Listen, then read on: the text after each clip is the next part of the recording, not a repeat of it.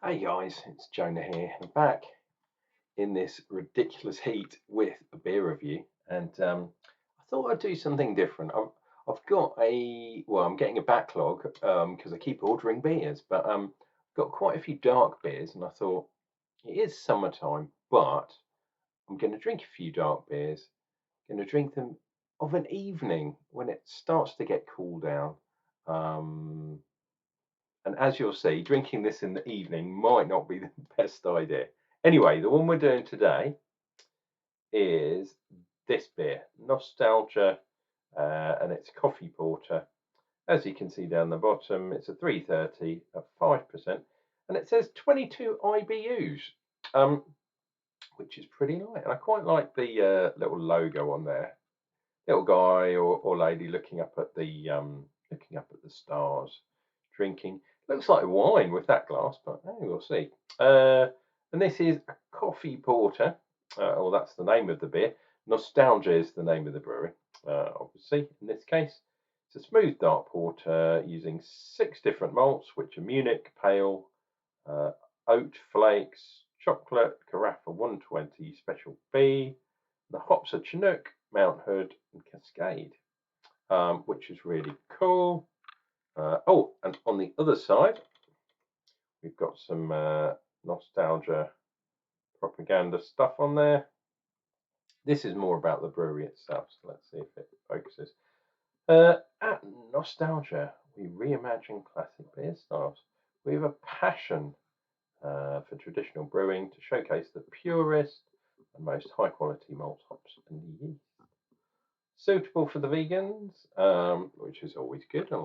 I like beers that the vegans can have, and it looks like the pregnant women, for a change, are allowed to drink a beer, so that's always good. Right, let me open this bad boy. In fact, let me do it down here. Oh, the problem with being up here is I haven't got any purchase. Now, the glass we're using is a slightly larger glass. This is actually a 480 or a 490, something weird. But we'll see how we go. And the reason I got this is because it's unbranded. Um, Not that there's anything wrong with branded glasses, but I quite like to look through the beers at the camera, and that means you guys can look through at me. So this is a 330. It's a porter, but it could be equally a stout.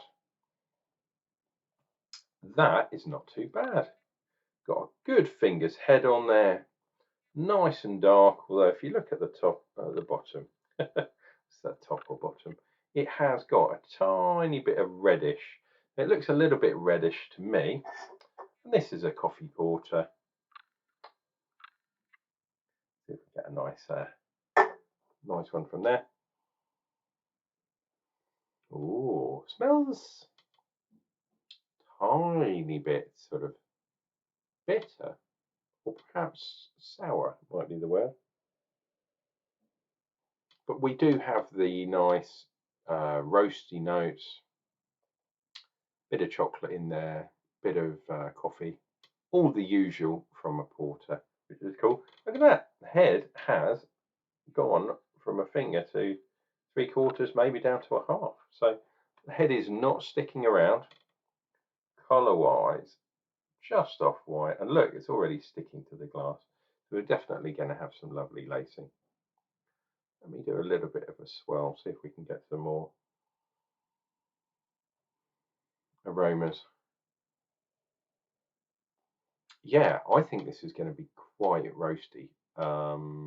Bitterness in malts usually come from the real dark ones, and it said it was a 120, wasn't it? Ooh, which is basically, that is a dark, dark, dark bad boy. Cheers and beers, guys.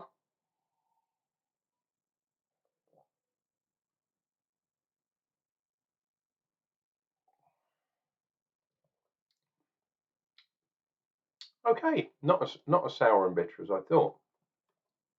Up front, it's definitely got that kind of dark feeling, but with the addition of the oats, it's kind of smooth as well, and it's got quite a nice finish. It's not a superb, darkly darkly dark, bitter kind of.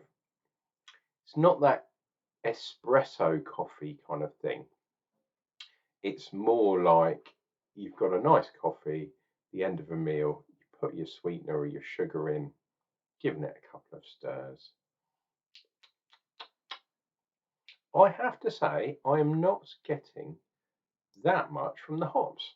And it's quite unusual for a dark beer for them to name the hops, but I'm always glad they did. And they put the IBUs, which essentially is the International Bittering Unit. So that's how bitter the beer is from the hops, not from the malts, but from the hops.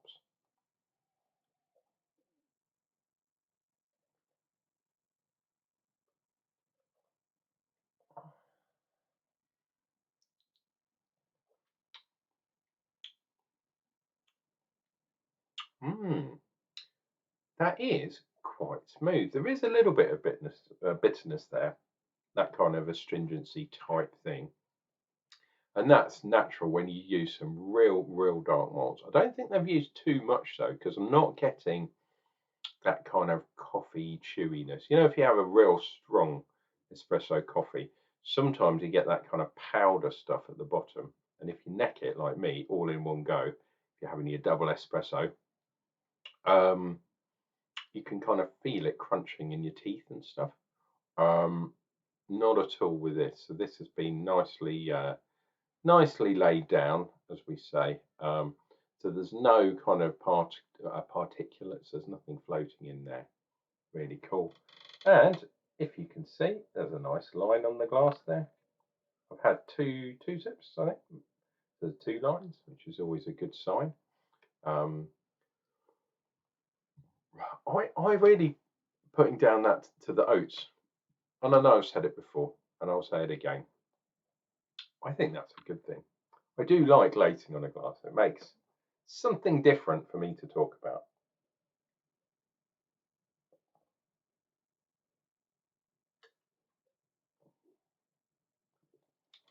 There we go. 3rd sip. Lovely lacing going on the glass, which is cool. I got these glasses. They were called craft beer glasses, so I wasn't that keen. 2 for a fiver, which sounds quite a lot, and I was like, "Wow, that's expensive." But I did need a nice clear glass that you can, yeah, that you can easily see the beer through. And I kind of like this fluted type glass as well. Looks like a tulip, I believe that's what they're called, and even got a little wee stem at the bottom that you could hold on to, or if you wanted to, you could do the old kind of reverse underhand grip. Um, you could probably do, yeah, you could do the old V grip, as they used to teach us at school, when you're holding a hockey stick or a cricket bat or something like that.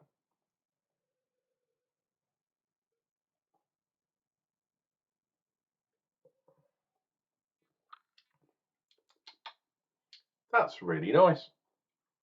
Coffee porter by Nostalgia. I believe this could have been part of a Beer 52 box from a long time ago. To be honest, I haven't actually bothered checking, um, mainly because I'm lazy. And I've got a couple of Beer 52 boxes that, even though I've opened and I've shown you guys what beers are going to be drunk, probably not for a while yet. I've got some vocation beers to drink, and I've got some beers that you didn't see from St. Peter's Brewery, but they're going to be my specials for winter because they are their famous winter ale, which is one of my favourite winter beers, winter warmer. Absolutely fantastic beers. They're not difficult to get hold of either. That's one of the things that I like, and something that the pandemic itself has meant that people haven't been going out so much. So bringing the beers from wherever the breweries are or a subscription service to you is always a fantastic idea. Um, Chamon. This has been Uncle Jonah. If you've liked this, please do all the relevant YouTube stuff. Click like and subscribe. And please leave me a message. I've been getting some really nice messages of late. And if you, if you want to know anything, or if you want a code or something to get you some cheaper beers, ask me and I'll let you know, because I've usually got a couple of codes up my sleeves, and we can probably sort you out. Cheers and beers, guys. Have a real good day, and we'll see you real soon for more beer reviews.